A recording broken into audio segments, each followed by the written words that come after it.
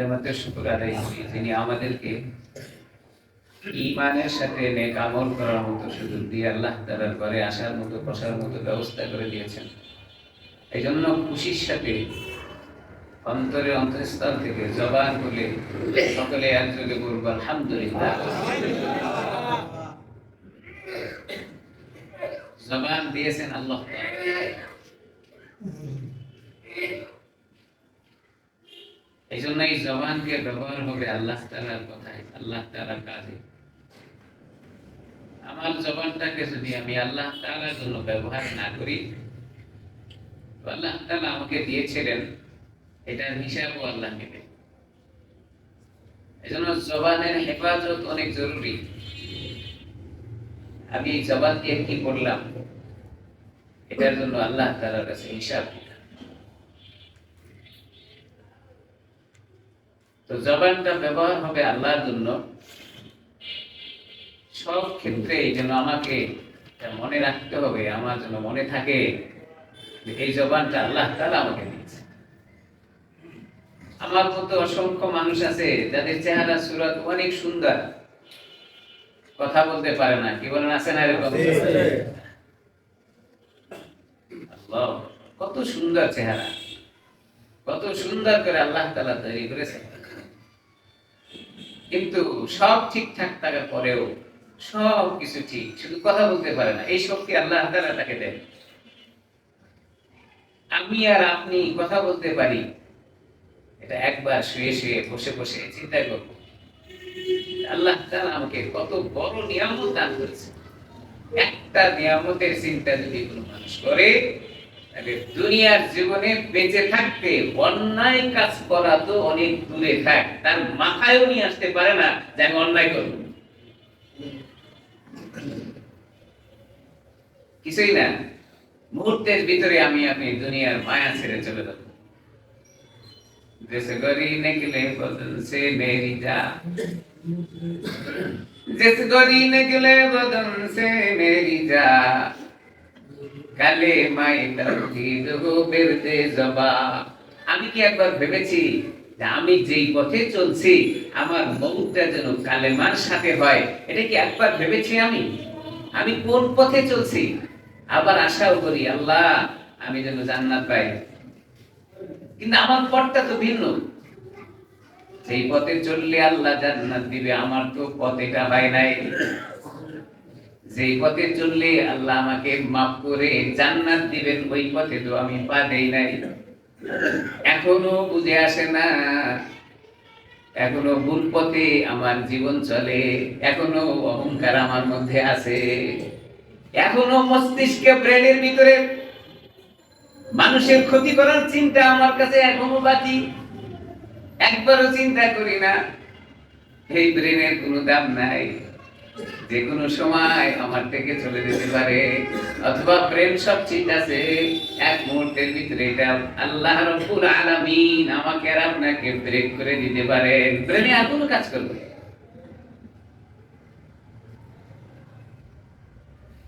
मौत जैसे दिन आ गई मुर्दा का हालत क्या हुई,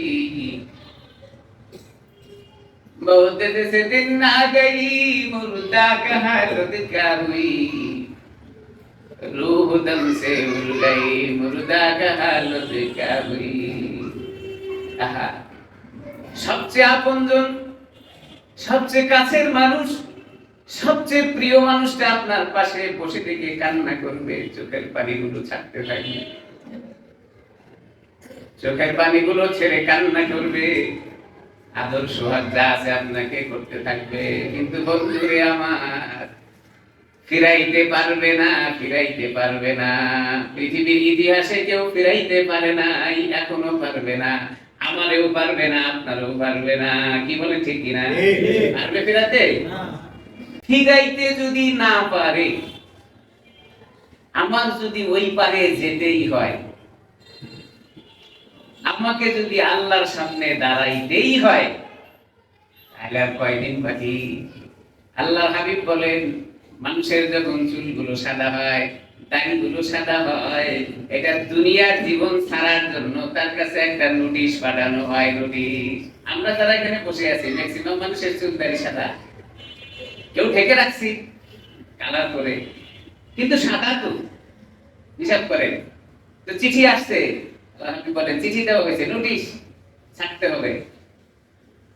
ভাড়া থাকি, বাড়ির মালিক যদি নোটিশ দেয় আর কোনো উপায় নাই, ভাড়া বাড়ির মতো নোটিশ দেওয়ার সাথেই আপনাকে গোছ করতে হবে, তৈরি নিতে হবে যে আমার এই বাসা ছেড়ে আর একটা বাসায় যেতে হবে।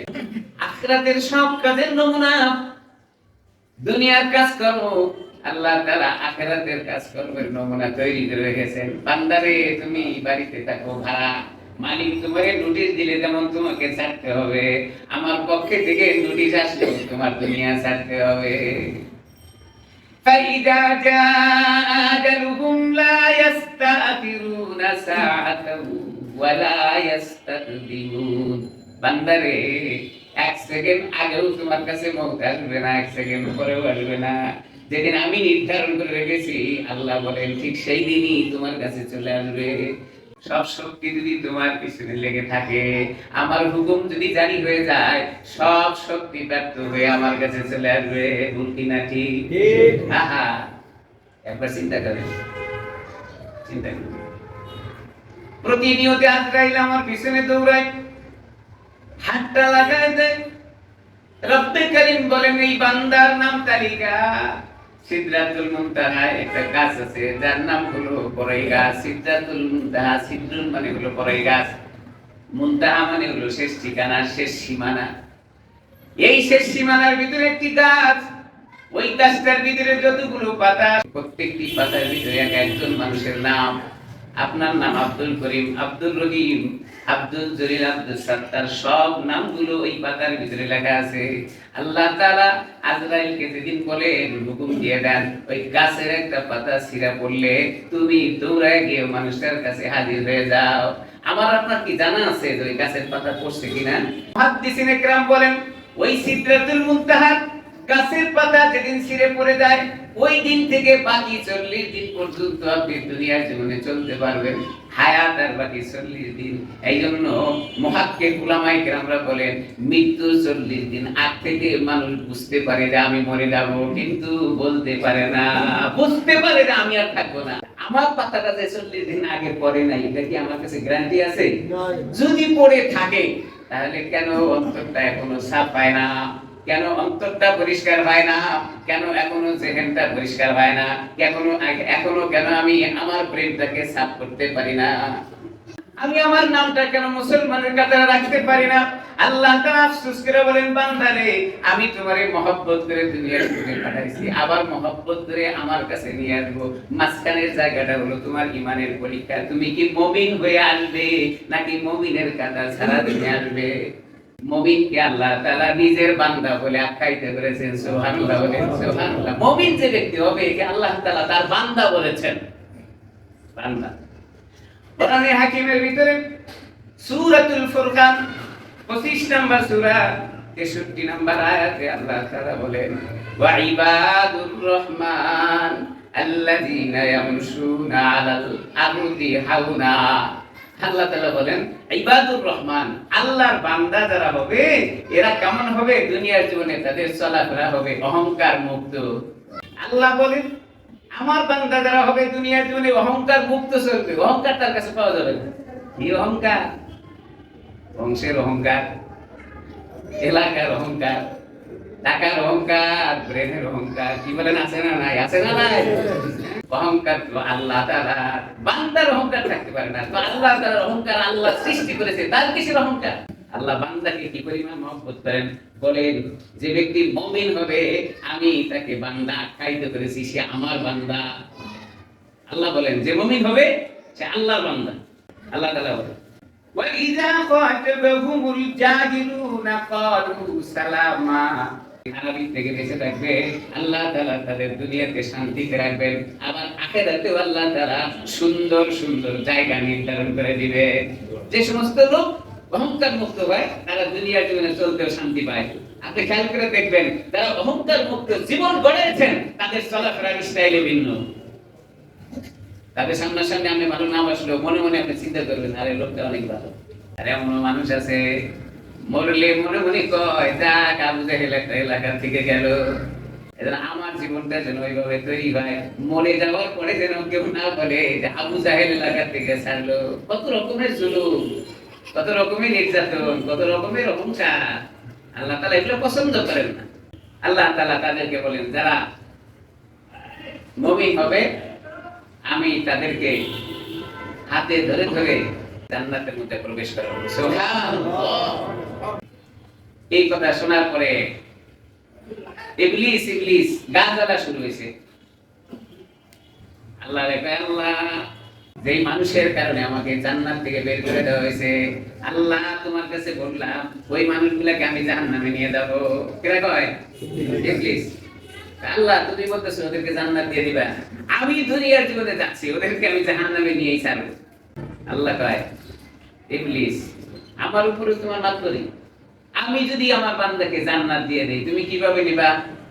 কোরআনে হাকিমের ভিতরে আল্লাহ তাআলা শোনায় দেন সূরাতুল হিজার 15 নম্বর সূরা 42 নম্বর আয়াত, ইন্না ইবাদি লাইসা লাকা আলাইহিম সুলতান ইল্লা মান ইত্তাবা'আকা মিনাল গাবিন।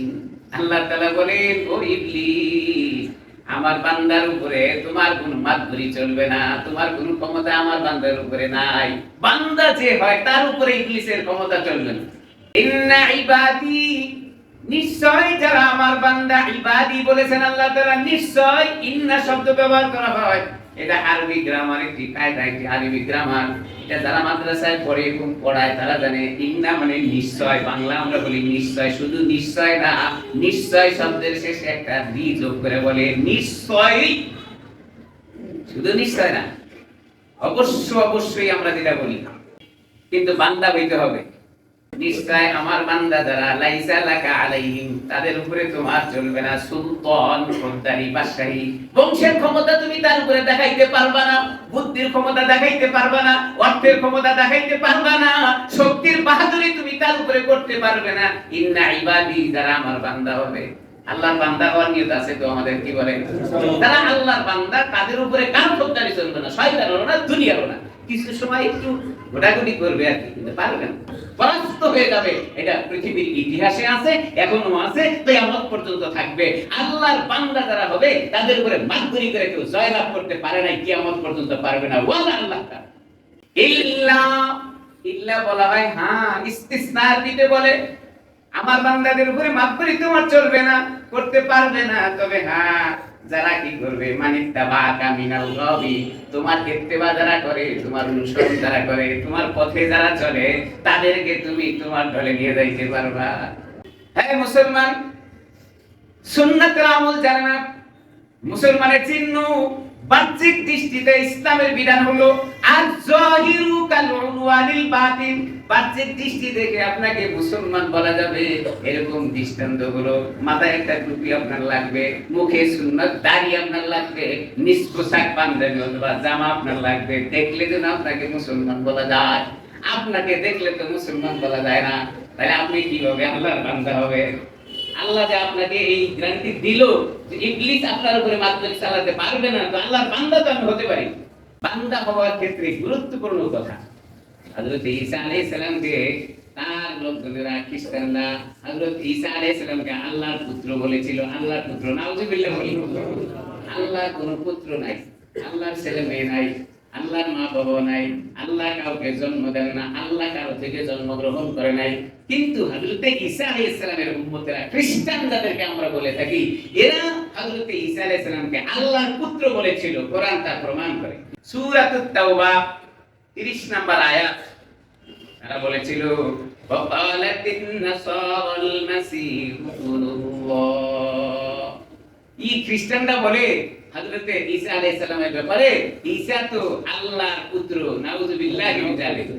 আল্লাহ বলেন না, ঈসা আমার পুত্র না, বরং ঈসা আমার বান্দা। যাকে বেশি মহব্বত করে আল্লাহ তাকে বান্দা বলেছেন, বান্দা। ইন হুয়া ইল্লা আবদুন। ও খ্রিস্টানের দলেরা, তোরা জানিস না ঈসা আমার পুত্র নয়, বরং ঈসা হলো আমার বান্দা। ইন হুয়া ইল্লা আবদুন, ঈসা হলো আমার বান্দা, আনআমনা আলাইহি, আমি তোমাদের মাঝে তাকে নিরাপদে রেখে দিয়েছিলাম।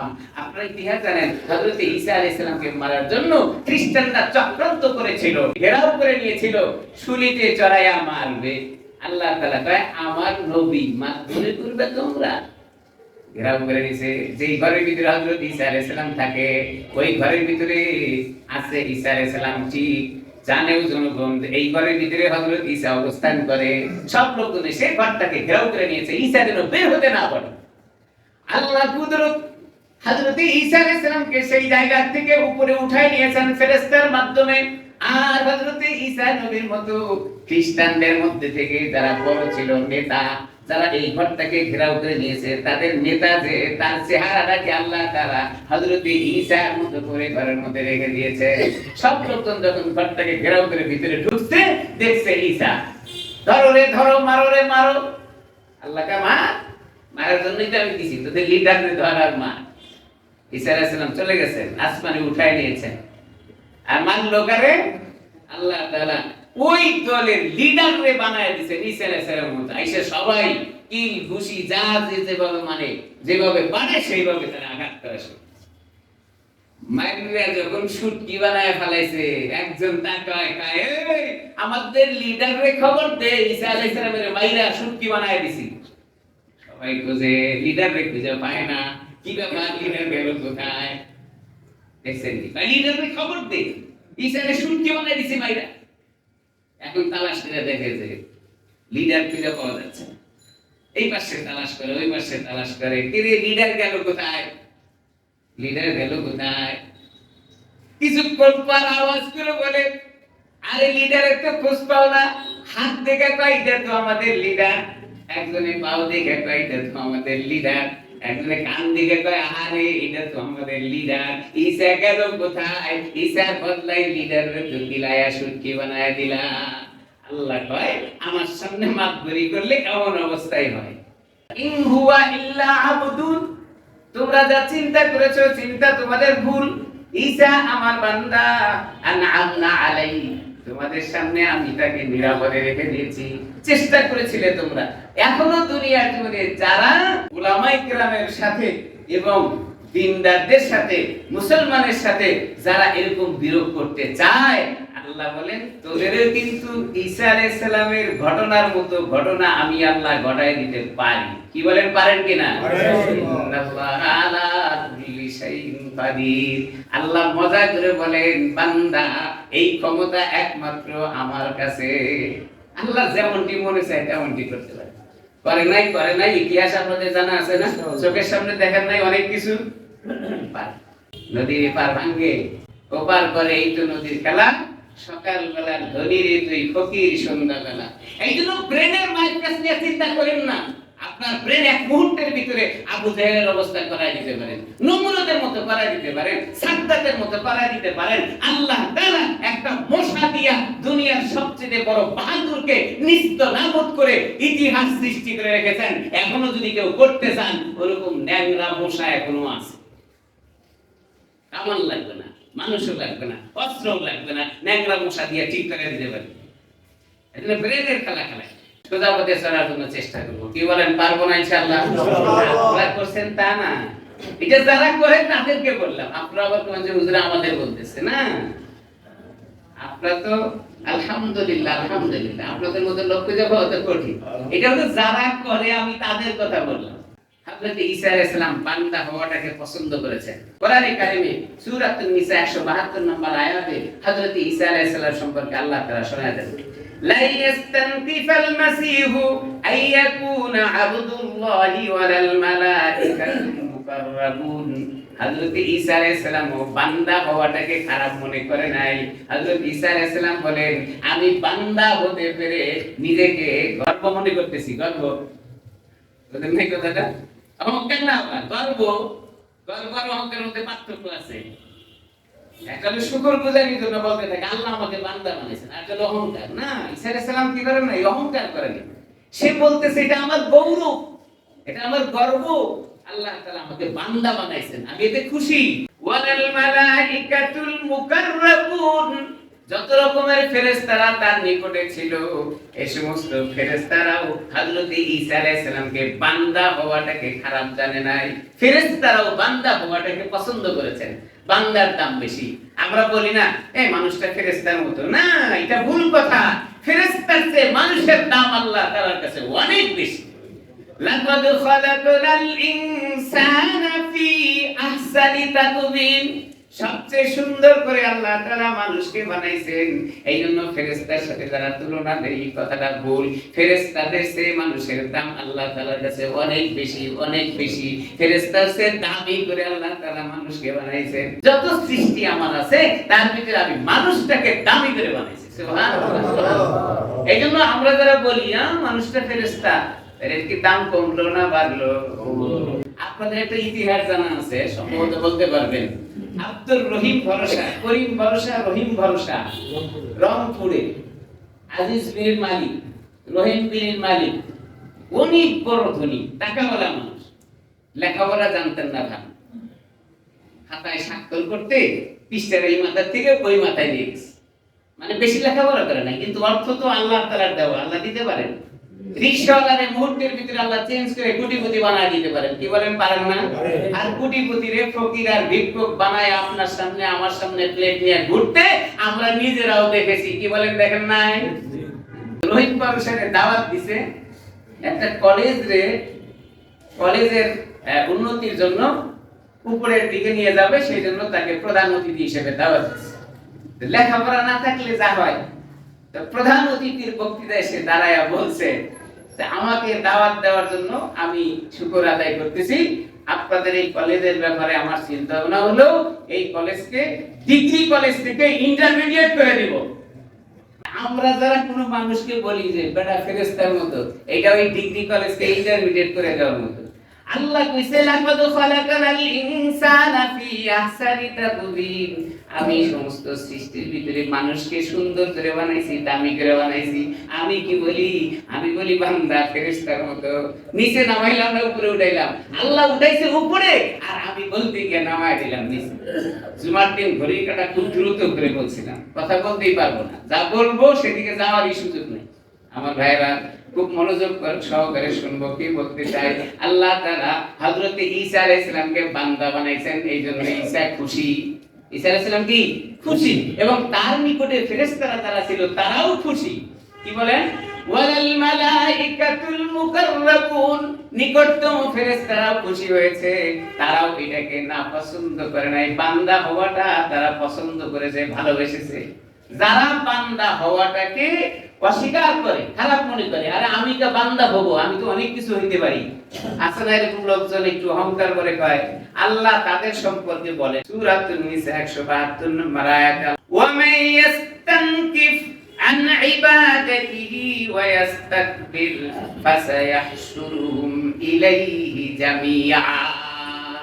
যারা বান্দা হওয়াটাকে অপছন্দ করে, আমি কেন বান্দা হবো, বান্দা হওয়াটাকে যেটা খারাপ মনে করে, অহংকার করে, সে বলে, আল্লাহ বলেন ও বান্দা, এক সময় তো তোমরা আমার কাছে জমা হয়ে যাবে। আমি সবগুলোকে মুঠরির ভিতরে, আমার আঞ্চলিক ভাষায় বলে মুঠরি, মানে সবগুলো জমা করে আমার কাছে নিয়ে আসবো। আমার হাতের জায়গা থেকে পালানোর কোনো জায়গা তুমি খুঁজে পাইবা না। আল্লাহ তাআলা কি সুন্দর করেছেন, ফায়াহশুরুহুম ইলাইহি জামিআ। হাসরের ময়দানে যা আছে সবগুলোকে এক জায়গায় নিয়ে আসবে। সকল নবীদেরকে আল্লাহ তাআলা বান্দা বলেছেন। সূরা ইউসুফ 24 নম্বর আয়াতে হযরত ইউসুফ আলাইহিস সালাম সম্পর্কে আল্লাহ নিজে শোনায় দিয়েছেন, কি বলেন? কাযালিকা লিনাসরিফা আনহুস সুআ ওয়াল ফাহশা ইন্নাহু মিন ইবাদিনাল মুখলাসিন। হযরত ইউসুফ আলাইহিস সালাম সম্পর্কে আপনাদের ধারণা আছে যে হযরত ইউসুফ এক জায়গায় অবস্থান করতেছিলেন আর জুলাইখা তারে গর্তের ভিতরে ফেলে দেওয়ার জন্য অর্থাৎ ধ্বংস করে দেওয়ার জন্য নষ্ট করে দেওয়ার জন্য ষড়যন্ত্র করেছিল। আল্লাহ তাআলা হযরত ইউসুফ আলাইহিস সালামকে ওই জায়গা থেকে হেফাজত করেছেন। এরপরে তাকে কি বলেন, ইন্নাহু মিন ইবাদিনা। হযরত ইউসুফ আলাইহিস সালাম আমার বান্দা, ইউসুফ আমার বান্দা। কেমন বান্দা? মুখলিস বান্দা, খালিস বান্দা, যে বান্দাকে আল্লাহ তাআলা সব পাশ থেকে হেফাজত করেছেন এমন মানুষের ভিতরে একজন মানুষ হযরত ইউসুফ। ইউসুফ আলাইহিস সালামকে আল্লাহ তাআলা বান্দা বলেছেন। ইউসুফ আলাইহিস সালাম নবী তো, বান্দর নবী ছেলেও নবী, তাকে আল্লাহ তাআলা বান্দা বলেছেন। নবীদেরকে আল্লাহ তাআলা বান্দা বলেন। আমাদের নবীকে আল্লাহ তাআলা বান্দা বলেছেন। সবচেয়ে দামি নবী আমাদের নবী, সবচেয়ে দামি নবী নবীদের নবী, রাসূলদেরও রাসূল। ফালহুহু কাল বাদরি আও শামসুদ্দুহা সাদরুহু মিশকাতু আনওয়ারিল্লাতুন। নবীদের দিয়ে যদি আপনি একটা র‍্যাক বানান, তাক বানান, বই রাখার সেলফ তৈরি করেন, সবচেয়ে উঁচু সেলফটা হলেন আমাদের নবী। সুবহানাল্লাহ।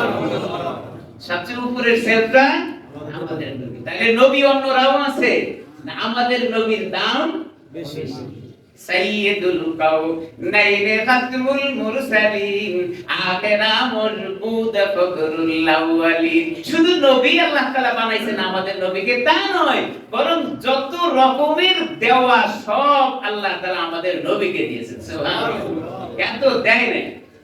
আমি মাঝে মধ্যে আপনাদের এই কথা শোনায় থাকি, দুইটা শব্দ নবীদের সামনে আল্লাহ তাআলা ব্যবহার করেছেন, একটা হলো খলিল আর একটা হলো হাবিব। হাবিব মানেও বন্ধু, খলিল মানেও বন্ধু। দুইটা যদি একই হয় তাহলে আলাদা করে বললো কেন? খলিল বলা হয় ওই বন্ধুকে যার থেকে আল্লাহ তাআলা শুধু নেন, আর হাবিব বলা হয় ওই বন্ধুকে যাকে আল্লাহ তাআলা খালি দেন। সুবহানাল্লাহ। হযরত ইব্রাহিম আলাইহিস সালামের নাম হলো খলিল। আমরা জানি ইব্রাহিম আলাইহিস সালামকে খলিল বলেন। ইব্রাহিম খলিল আলাইহিস সালাম হযরত ইব্রাহিম আলাইহিস সালামের কাছ থেকে আল্লাহ শুধু নিয়েছেন, এইজন্য তার নাম খলিল। নিয়েছেন কিভাবে? বাল্যবেলা থেকে তার পরীক্ষা শুরু হয়েছে, সর্বশেষ পরীক্ষা আল্লাহ তাআলা বুড়ো বয়সে একটা সন্তান দিয়েও তার পরীক্ষা করেছিলেন। আল্লাহ চান, নিয়েছেন, এইজন্য আল্লাহ তাআলা তাকে খলিল বলেন। আর হাবিব আমাদের নবী, যা চেয়েছেন তার চেয়ে বেশি আল্লাহ তাআলা দিয়েছেন। সুবহানাল্লাহ। এইজন্য তার নাম হলো হাবিব, যা চাইছেন এবং হাসরের ময়দানেও যা চাইবেন আল্লাহ দিবেন। সুবহানাল্লাহ বলেন।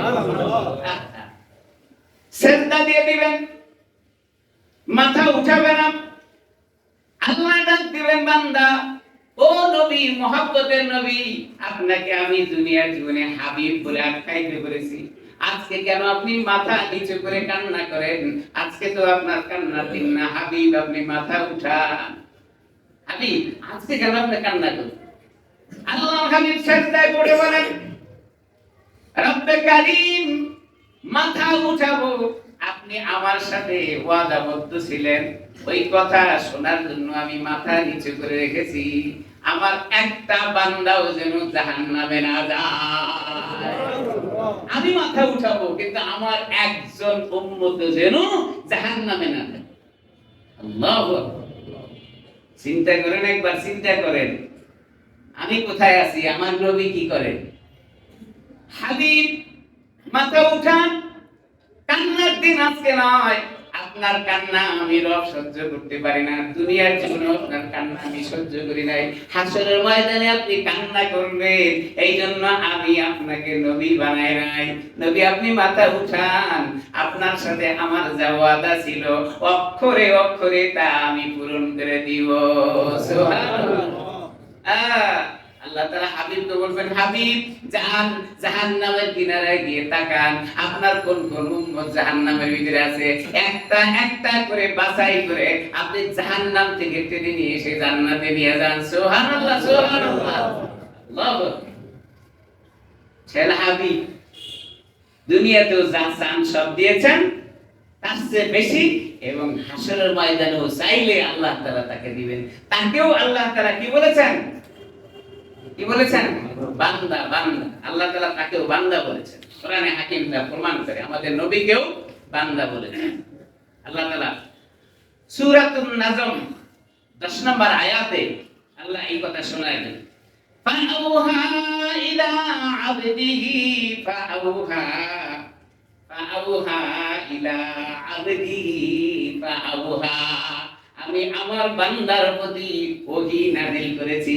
কি সুন্দর কথা, নবীকে আল্লাহ তাআলা বান্দা বললেন। তাহলে বান্দা বলাটা আল্লাহ পছন্দ করেন এবং বান্দা তাকেই বলেন যাকে আল্লাহ তাআলা মহব্বত করেন। সুবহানাল্লাহ। নবীকে যে আল্লাহ তাআলা বান্দা বলেছেন অনেক জায়গায় কোরআনে কারীমের ভিতরে আছে। সূরাতুজ জিন 19 নম্বর আয়াত আল্লাহ শোনায় দেন, ওয়া আন্নাহু লাম্মা তামা আবদুল্লাহি ইয়াদউহু কাদু ইয়াকুলুনা আলাইহি লিবাদা। নবী যখন নামাজে দাঁড়ায় যাইতেন কিছু লোকজন নবীর পাশে গিয়ে দাঁড়ায় থাকতো। নবী যখন নামাজে দাঁড়ায় যাইতেন নবীর কিছু লোকজন তার পাশে গিয়ে দাঁড়ায় থাকতো। আল্লাহ তাআলা কোরআনে হাকিমের ভিতরে আবদুন শব্দ ব্যবহার করেছেন। ফামা আবদুল্লাহ, আমার বান্দা যখন নামাজে দাঁড়ায় যেত তার কিছু লোকজন চতুর্পাশে গিয়ে দাঁড়ায় থাকতেন। আমার নবীকেও আল্লাহ তাআলা বান্দা বলেছেন। কোরআনে কারীম নাজিলের ব্যাপারে আমার নবীকে আল্লাহ তাআলা বান্দা বলেছেন। সূরাতুল বাকারা 23 নম্বর আয়াত আল্লাহ নবীকে বান্দা আখ্যায়িত করেছেন। আল্লাহ বলেন, ইন কুনতুম ফি রাইবিন মিম্মা নাযালনা আলা আবদিনা ফাআতু বিসূরাতিন মিন মিসলি। এই জায়গায় আল্লাহ তাআলা কোরআন নাজিলের ব্যাপারে আমার নবীকে বান্দা বলেছেন। কি বলেন? ইন কুনতুম ফি রাইবিন মিম্মা নাযালনা আলা আবদিনা। কাফেরদের সম্পর্কে আল্লাহ বলেন, ও কাফেররা, আমি আমার বান্দার প্রতি যে কোরআনে কারীম নাজিল করেছি এমন একটা কোরআনে কারীম তোমরা বানায় আমার সামনে দেখাও। এখানেও আল্লাহ তাআলা আব্দুন শব্দ ব্যবহার করেছেন, মানে বান্দা। নবীকে আল্লাহ তাআলা কি বলেছেন? সবচেয়ে দামি নবীকে আল্লাহ তাআলা বান্দা বলেছেন। আল্লাহ অন্যত্র আল্লাহ তাআলা শোনান, সূরাতুল ফুরকান 1 নম্বর আয়াত আল্লাহ নবীকে বান্দা বলেছেন। তাবারাকাল্লাযী নাযালাল ফুরকান আলা আবদিহি লিয়াকুনা লিল আলামিনা নাযীরা। আল্লাহ বলেন, আমি আমার বান্দার প্রতি কোরআনে কারীম নাযিল করেছি, যেই কোরআনে কারীম মানুষের জন্য নিদর্শন স্বরূপ। আল্লাহ এখানে কি বলেছেন? নবীকে বান্দা বলেছেন। মেরাজে নেওয়ার ক্ষেত্রে আল্লাহ তাআলা আল্লাহর হাবিবকে সবচেয়ে মহব্বতের শব্দ দিয়ে ডাক দিয়েছেন, সুবহানাল্লাযী আসরা বিআবদিহি লাইলাম মিনাল মাসজিদিল হারামি ইলাল মাসজিদিল আকসা। আমি আমার বান্দাকে মসজিদে হারাম থেকে মসজিদে আকসা পর্যন্ত নিয়েছি। এখানে আল্লাহ তাআলা নবীকে বান্দা বলেছেন। সুবহানাল্লাহ, সুবহানাল্লাহ। নবীকে বান্দা বলেছেন। কোরআন শরীফের অসংখ্য আয়াত আছে।